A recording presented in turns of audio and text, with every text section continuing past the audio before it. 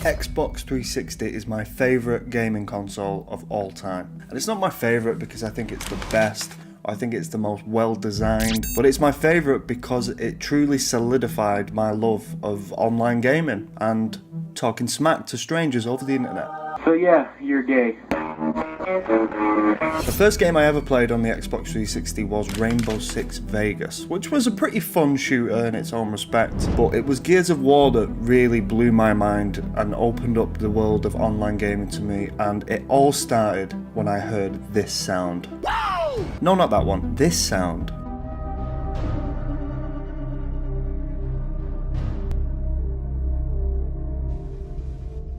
Right? There was just something so dangerous and exciting about even just the opening menu. I remember opening it up and thinking, what am I getting myself in for? It felt like the first time I opened the menu of Silent Hill 2 or Doom, but I'm getting a little bit ahead of myself. Let's properly jump into the video. So if you have completely slept on the Gears of War franchise, I'm just going to do a little summary of the game right here. If you have already played these games and just want to hear my thoughts and reflections on Gears of War, feel free to skip this part.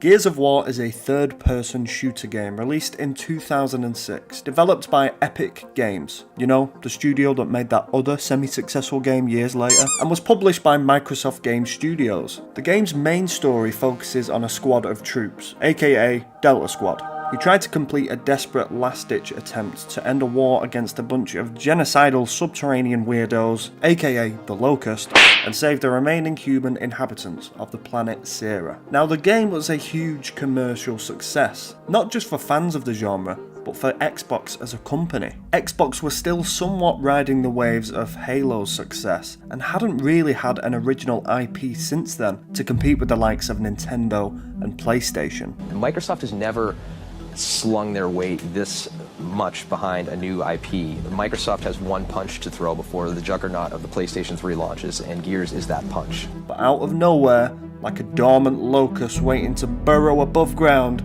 Gears of War swarmed gamers everywhere and became the fastest selling video game of 2006. It won countless Game of the Year awards and spawned multiple sequels and other memorabilia. And don't forget that 2006 was a pretty big year for video games. There were some huge titles released that year, like The Legend of Zelda, Twilight Princess, Guitar Hero 2, I mean Oblivion for fuck's sake.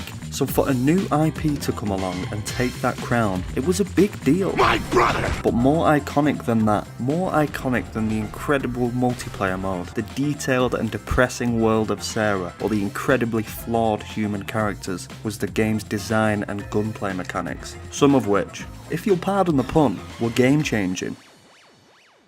So then, what made Gears of War's game mechanics so great? 2 words: active reload. The active reload system was a totally fresh idea when Epic Games first implemented it in the first Gears of War. It's become a truly iconic aspect of the franchise. What it did was it allowed players to complete a mini time-based puzzle, for lack of a better phrase, every time the player reloaded their weapon. The reward for a successful active reload was the ammo that you loaded was way more powerful than normal bullets. Think of it like this: active reload bullets were spicy, whilst normal ones were not spicy.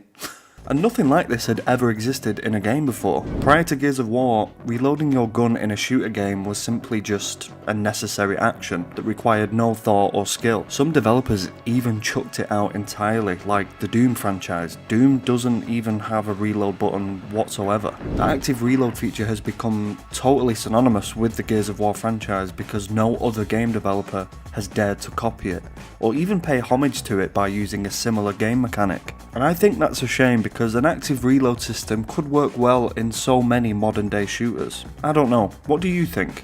The active reload feature felt so groundbreaking and original because, well, it was groundbreaking and original, but what it did was take a usually very unremarkable part of shooter games and turned it into a potentially thrilling activity. Not only is reloading a necessity, but if you nail your active reload, it can give you the upper hand on your opponent, which is important in a game like this, especially if you're playing multiplayer mode and you aren't hosting the game. But More on that later. And Gears of War's mechanical breakthroughs didn't stop there either. The game's cover system, which feels so common now, felt uniquely Gears back in 2006, as did the spread of red blood that stained the screen whenever Marcus took damage. I feel like I've seen that mechanic in so many shooters now, like Call of Duty, Rust, or one of the 1,000 Battle Royale games that are out there. And the over-the-shoulder shooting style that had been popularised by games like Resident Evil 4, I feel like Gears really nailed that format and made the already exciting gameplay even more engaging. The story of Gears of War is played out over 5 acts, or 30 chapters. I replayed the campaign recently, and the journey is as detailed and as diverse as it was nearly 20 years ago. I replayed the game on insane difficulty because, well, I felt like truly shitting on myself, and this playthrough was hard. I lost track of how many times I died, and that was just in Act 1. But I'll admit, playing it on Insane, I came to truly appreciate little aspects of the game so much more, like a well-placed ammo pack just as I was running out, or a couple of grenades to blast yourself out of a really tough spot. On the easiest difficulty level though, you could probably breeze through this game in an entire evening if you really wanted to. The health system is pretty generous, the enemies are generally pretty dumb, but the story is always hard-hitting. Some things really stood out to me upon playing this again recently, the first being the characterization of Delta Squad. I think it is just so amazingly done.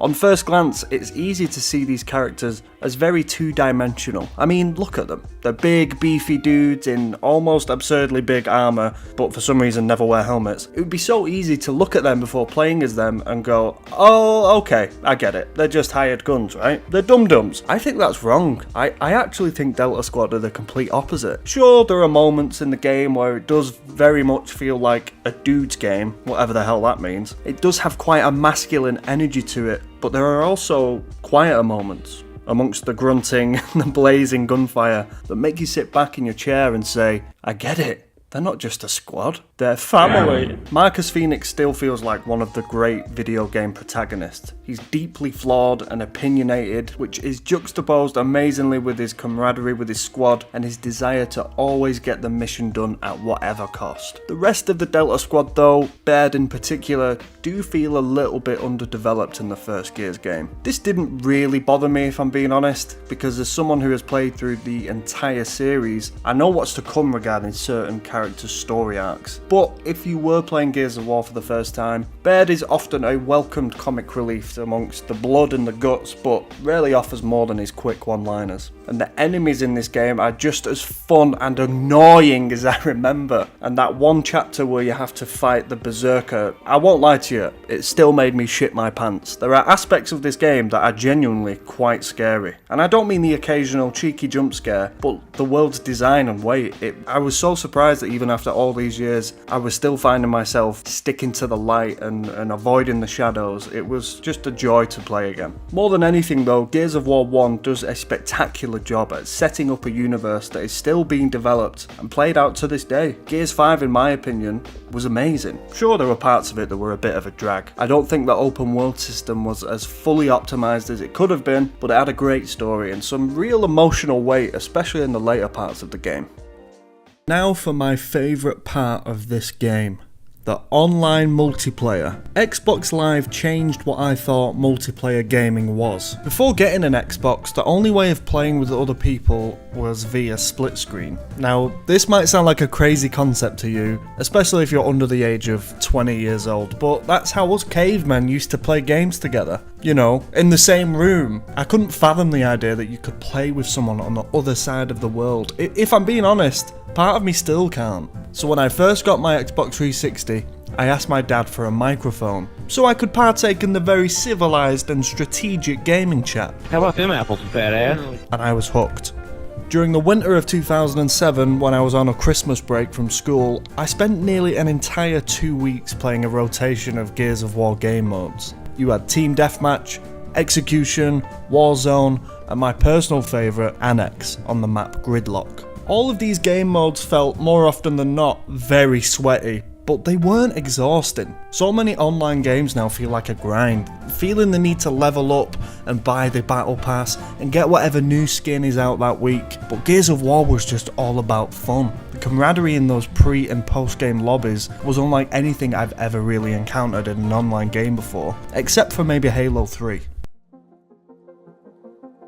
When I think of Gears of War, I think of a time where gaming was so much simpler, where it was just more fun. You jumped in a game and you had no idea who you were going to meet, and interactions with people felt genuine, even if they were kind of toxic at times. There were no streamers, no people trying to bait you to follow their social media accounts. It was just kids having fun on a video game, and I guess I kind of missed those days more than I thought I did. As I've been editing this video and looking over footage, it made me think of me and my dad and the amount of hours we sunk into games like Gears of War and Medal of Honor and Silent Hill 2, and those memories are some of the favourite memories I have of spending time with my dad growing up. And I have a little boy myself now, and he's only 2 years old. He has no idea what a video game even is, but I can't wait for the days where he's old enough that we can sit down in front of our favourite games and just get lost in a story together. And that's not to say that there aren't good video games now. That's a ridiculous thing to even think. There are so many incredible games being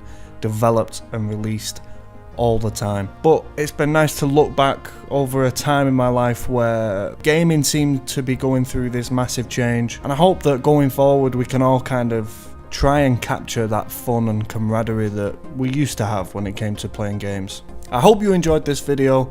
If you did, please subscribe to the channel, and I will see you next time.